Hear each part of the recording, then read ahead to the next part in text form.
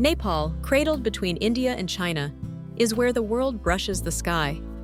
Everyone knows it for the great white cathedrals of ice, 8 of the world's 10 highest peaks, a dreamscape for climbers and trekkers. But behind the famed ridgelines lies another Nepal, veiled in mist and memory, where lakes gleam like polished glass, valleys seem mislaid by time, and caves shelter legends of monks who meditated for centuries. It is the hidden soul of the Himalaya, a realm so close to famous trails and yet rarely seen by travelers who hurry from one checklist to the next. Welcome to Science Meets Adventure, exploring nature's secret, the channel where curiosity meets courage, where we don't just go to look, we go to understand the forces that shape these places and the stories that keep them alive. Today, we set aside the well-trodden routes to enter the mysterious corners of Nepal, where the map goes quiet and the land begins to speak. When people plan a Nepal journey, the algorithm shepherds them to Kathmandu's stupas, Pokhara's lakefront, the Everest Base Camp trek, or the Annapurna circuit. These are magnificent, of course, but crowded and well-rehearsed, with every viewpoint framed 1,000 times on social media. The true challenge for explorers is to find the places that rarely trend, the valleys that still keep a private conversation with the wind, the sacred lakes that hold a mirror to the sky, the monasteries that breathe in incense and exhale centuries. These regions, Upper Mustang, Dolpo, Tsum Valley, Rara, Halesi, Limi, Gosainkunda, don't always appear in mainstream guides. Some require special permits, others demand patience, sturdy legs, or a seat on a tiny plane whose flight depends on the mood of mountain weather. Connectivity falters, roads crumble into mule trails, and the timetable is dictated by landslides and long horizons. Yet that very difficulty is a kind of gatekeeper. It protects these landscapes from the rinse of mass commerce and leaves intact the delicate balance between people, place, and story. Imagine standing in a wind-scoured valley where earthen walls have held for centuries against the desert breath of high altitude. This is Upper Mustang, once the walled kingdom of Lomanthang, a living fragment of old Tibet. Here, language, ritual, and architecture carry the handwriting of ancestors. Cliffs, the color of sun-baked honey, are punctured by geometric constellations of caves. Scholars have found murals and manuscripts tucked into those heights, testimony that time pauses in the shadows. The wind dries your lips, but loosens your imagination. You begin to understand that history is not confined to books. It's a texture in the air, a pattern in the dust, a rhythm in the prayer wheels that turn and turn and turn. From Mustang, the Trail of Wonder leads west to Dolpo, often called Tibet within Nepal. At over 3,600 meters, Phoksundo Lake appears like a sapphire poured into a stone bowl. Its blue is almost unreal, a color that refuses analogy, while a white waterfall drops from the cliffs as if the mountain were spilling its secret. The village of Ringmo clings to the edge, houses stacked like slate pages on the hillside. Life here is still measured in harvests and herds.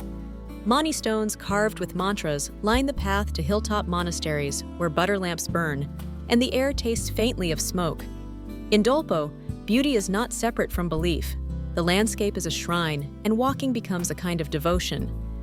Northeast, beyond the Ganesh Himal, lies Tsum Valley, known in Vajrayana lore as a Bayul, an enlightened sanctuary hidden in the living world. Legend says only those with the right heart can find their way here. Whether you believe that or not, Tsum operates on a slower clock.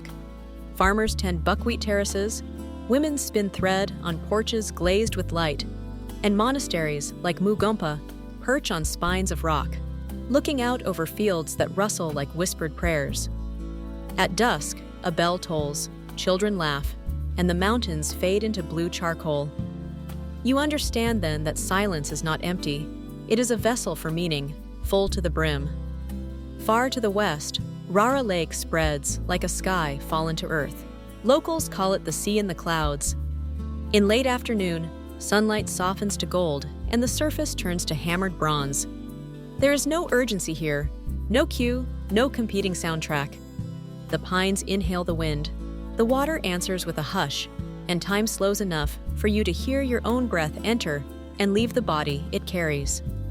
Swing back to the east, and you reach Halesi Mahadev, known to Buddhists as Maratika, a cave complex revered by Hindus and Buddhists alike.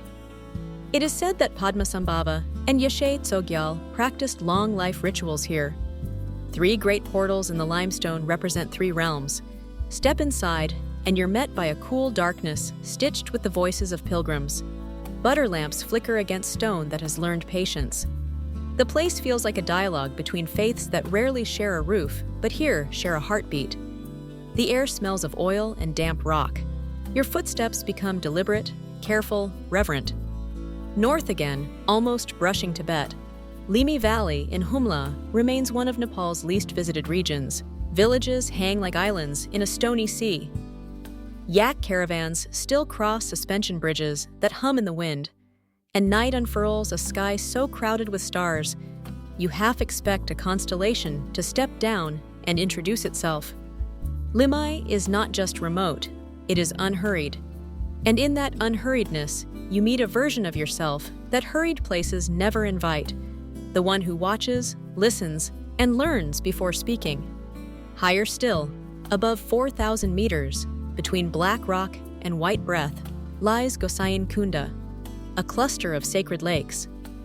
Hindus tell how Shiva created them to cool the fire of poison he swallowed to save the world.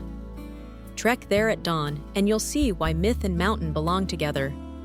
The sun lifts, frost loosens its hold, and the water of the main lake brightens like an answered prayer. In thin air, every step grows meaningful, every pause a meditation. Your lungs negotiate with altitude, while your thoughts become lighter, simpler, true.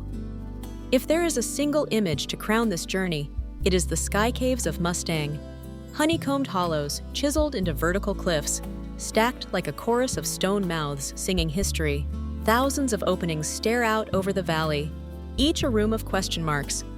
Many caves are protected, inaccessible, or too fragile to enter, and that too feels right. You don't need to step inside to feel the pull.